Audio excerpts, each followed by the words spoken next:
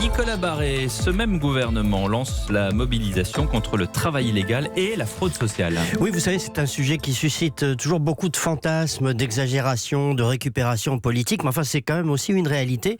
La ministre du Travail, Muriel Pénicaud, a donc présenté un plan musclé, 34 mesures pour lutter contre le travail illégal qui constitue une concurrence déloyale par rapport à toutes les entreprises qui payent des cotisations sociales et qui respectent la loi.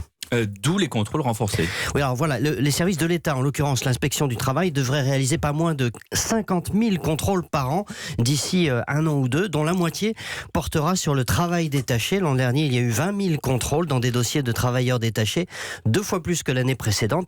Ces contrôles ont donné lieu à plus de 1000 amendes. Donc vous le voyez, l'État a décidé de passer vraiment à la vitesse supérieure. Il s'est doté également d'outils nouveaux qui vont permettre de croiser les bases de données fiscales et sociales, d'en ouvrir l'accès à tous les corps de contrôle et puis d'échanger des données également avec les pays étrangers. Et pourquoi cette accélération de la lutte contre les fraudes ? Alors, l'une des raisons qui est mise en avant, c'est la multiplication de grands événements et de grands chantiers comme la Coupe du Monde de rugby 2023, les JO l'année suivante, les chantiers du Grand Paris, c'est-à-dire finalement autant de projets qui font appel à une multitude de sous-traitants qu'il faut mener rapidement dans l'urgence et qui donnent lieu donc parfois à des dérives. Mais il y a aussi une raison évidemment plus politique. La France a œuvré au niveau européen pour durcir les règles sur le travail détaché, sur les contrôles.